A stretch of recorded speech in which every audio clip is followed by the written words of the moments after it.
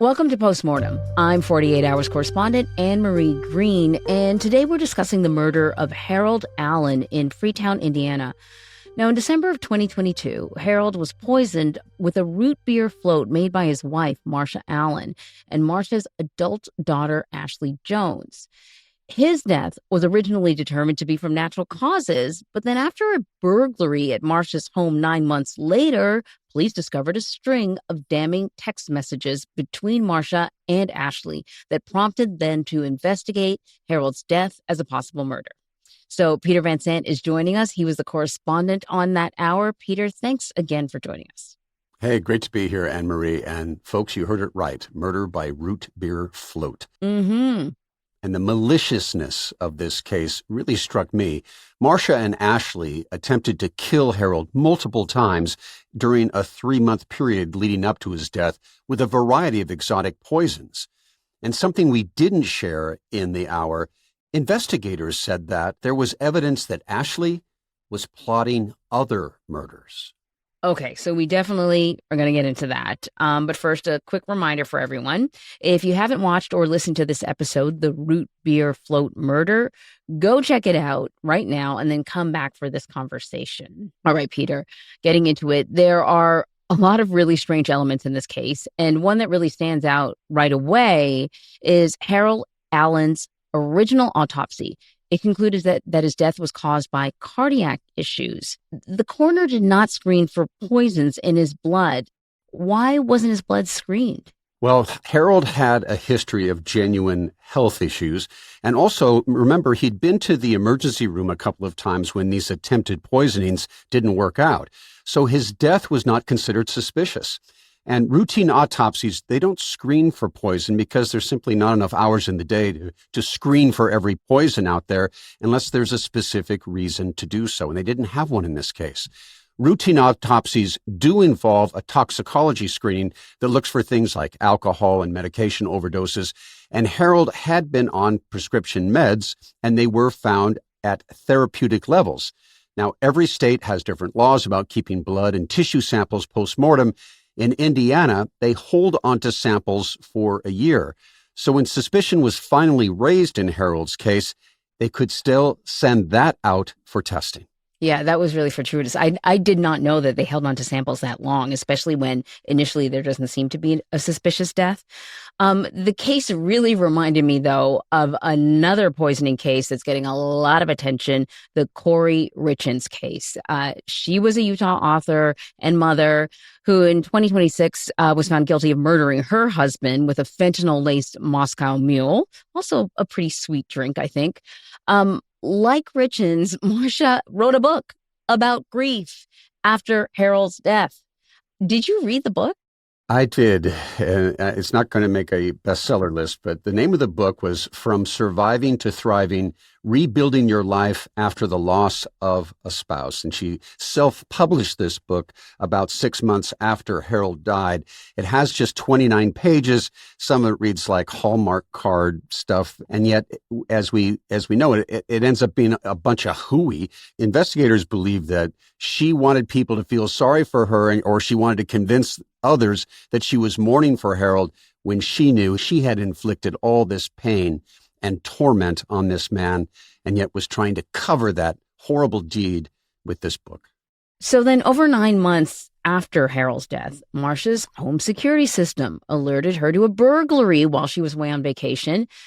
When she reviewed the video, she could see 2 men opening her home safe and then rifling through her bedroom and looking for jewelry.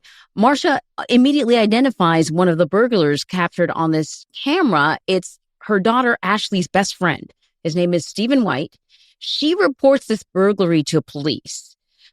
But I gotta wonder, why would she do that? She knows that she's involved in this other crime. You would think the last thing she would want to do is bring authorities to her house. Absolutely, especially since she knows she had committed a murder. Were it not for Marsha's vindictive nature of reporting a burglary that she knew her own daughter was responsible for, both she and Ashley would likely be free today. And Ashley was the only other person who knew the combination to the safe. So Marsha knew Ashley was behind this burglary, and Harold, he had a life insurance policy of $120,000. Marsha had been paying Ashley about $1,000 each month since Harold died, but had stopped making those payments 2 months before the burglary. So Ashley was upset with her mother because she felt she wasn't getting enough money. When police spoke to Stephen White, he's one of the burglars seen on that tape, he told them that Marsha killed her husband by poisoning a root beer float. And that's when investigators decided they needed at least to ask Marsha about Harold's death. So Marsha returns from vacation. She goes to the sheriff's office to discuss, she thinks she's going to be discussing this burglary. But then investigators also raise the accusation that Stephen made about her killing her husband, Harold.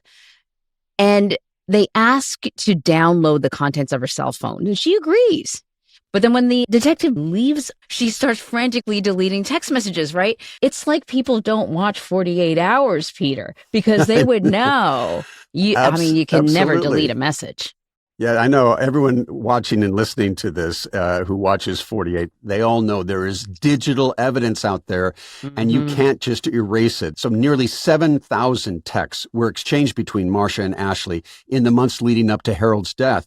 And they were easily recovered, right? She thought she deleted them, but she hadn't. Marsha even told investigators that all she deleted from her phone were some photos. And this is what she said: just want to make sure you don't see me in my underwear. So she was suggesting there were some risque photos on there that she didn't want investigators to see? That's what she was deleting, when in fact what she was deleting were these incriminating text messages. And investigators say those texts revealed Marsha and Ashley had tried to kill Harold over and over again with a variety of exotic poisons, including, a lot of this I hadn't heard of before, but pong seeds, which can cause cardiac arrest, water hemlock, which attacks the nervous system and can cause grand mal seizures, and ethylene glycol, which affects the nervous system. That's that chemical that goes into antifreeze. We didn't include this in the hour, but there is one exchange where Marsha texts Ashley. This is what Marsha said to Ashley. His exact words: "I am feeling a lot better since drinking Gatorade." Now, this is bad news, right, to the two women, because they're trying to kill him. Ashley replies to her mother, "Well, we need to reorder." And Marsha texts, "WTF, what the you-know-what." They were so determined to finish this job. They weren't going to be stopped, and they carried on until they killed him. So when I heard pong seeds, I immediately thought of the TV show The White Lotus on HBO. In the third season, there's a character that nearly dies after accidentally drinking pong seeds in a protein shake. But my question that I kept on asking myself, how on earth was it possible that Marsha and Ashley could buy these exotic poisons online? You would think there would be some sort of restriction on that. The poisons they purchased are not illegal. They have legitimate uses. Pong seeds and water hemlock are used in gardens, and ethylene glycol is a component in antifreeze and can be used as a solvent. What's interesting, too, a quick aside, is that each of these have a unique taste or a smell to them. Some are sweet, and that's why if you mix it with something like a root beer float, you have no idea that you're drinking this antifreeze chemical. So investigators believe that the motive here for Marsha and Ashley was money. And I'm always surprised at the amount of money that motivates people to murder. $120,000 life insurance policy, it's not a little bit of money, but to kill someone? Come on. Everyone you spoke to said that he was a great guy. He had a big heart. He welcomes like Marsha and Ashley and their like the family into his family. To me, they had it good. Yeah, I mean, his nickname is Peanut. I mean, a guy nicknamed Peanut, is a good guy. It's just so tragic. So was it really about money? Well, look, investigators believe that these two were evil personified. And there was a conversation going on in those texts about that money. But Lieutenant Nicholson, an investigator with the Jackson County Sheriff's Department, told us that Marsha and Ashley believed something else, something that could have been another motive for murder, that there was a demon living inside Harold, and they needed to kill him so this demon could be released. They thought that the demon inside of Harold was going to escape and attach to other people living in the house. No one we spoke with could tell us whether Marsha and Ashley genuinely believed that Harold was a demon, or if it was just a way of amusing themselves as they plotted a real murder. Mm-hmm. And the prosecutor, Lindsay Fleetwood, believes that money, not evil spirits, was driving their motivation. I'm with the prosecutor, Peter. I call BS on that. In fact, when you were talking about it, I thought this seems like another attempt to distract and cover their bases. So as the investigation unfolds, it's October 16th, 2023. Investigators serve Marsha with a search warrant for her home, and she voluntarily returns to the sheriff's department, and she's questioned. But then even after investigators confronted her about the text messages, she continues to say that she had nothing to do with Harold's death. And then she's allowed to return home. I was kind of surprised. Why did they let her go? I've had the exact same reaction you just had. I'm going, what? You let them go? But it was a strategic choice. And as you know, Anne-Marie, authorities need to reach a certain threshold of evidence in order to make an arrest. And they wanted to build out a strong case first. So Marsha was warned by detectives that they were sending the blood out for testing and expected the results to show that Harold was poisoned. Welcome back. So the same day that Marsha returned home from questioning at the police station, Ashley, who'd been living in Missouri, was extradited back to Indiana on that burglary charge. We see footage of her interview with investigators, and as soon as they confront her about Harold's murder, she seems to turn on her mother. She tells them the whole thing was Marsha's idea, that she was just being an obedient daughter. I have to say, Marsha and Ashley seemed really close when they were plotting Harold's murder. I mean, thousands of text messages between them. I was really surprised that Ashley was so quick to point the finger at her mother. It's chilling in a way too. It is that flatline emotion. Yeah. No matter what she's told, she just doesn't react as you would expect a normal person would react, like any of us would react. It was just very casual. Yeah, and it just goes back to the heartless nature of these two people. Right, which brings me to this, something you brought up earlier in this podcast. Police discovered that there's evidence that Ashley had actually been plotting more murders after Harold died. What do we know about that? We didn't have time to include this in the hour, but police discovered that Ashley was plotting to kill several other people while she was in custody. She stayed at the local jail in Indiana for several months, and she had a bunkie, as they call it, a cellmate friend who was going to be released soon. They became close, and as they approached Bunkie's release date, Ashley gave her what police called a kill list with names of people she wanted assassinated. Now, there were several names on the list, all people she had some relationship with while she and Marsha were plotting this murder. It included her best friend, Stephen White, remember one of the burglars. Right. No surprise, that started this whole investigation. But also Stephen White's mother was on the list. The cellmate went to authorities and agreed to wear a concealed recording device in her cell. She drew Ashley out in conversation about this kill list, and the detectives interviewed the cellmate right after. And let's listen to a portion of that interview where the cellmate is talking about her reaction to Ashley approaching her with this kill list. She said, we're going to win this game of chess. And she said, since she was 7, her mom has trained her, that's up. What was she talking and her about? Eyes, you hear me saying you're shark-eyed. People's, man, they go big when she starts talking about killing people. And then they go pinned up, and then they go big, and she just, it's up. She basically is saying that they're going to win this game of chess. And apparently this game, this poisonous game, still had some moves to be made. And among them was this desire to create even more victims. I mean, was Ashley ever charged for that? No, she wasn't. I asked the prosecutor about it, and she said Ashley is not currently being charged for anything to do with that kill list for certain legal reasons, but that investigators did take it seriously, and they followed through with their investigation on it. Let's go back to Harold's case now. There's a shocking turn of events.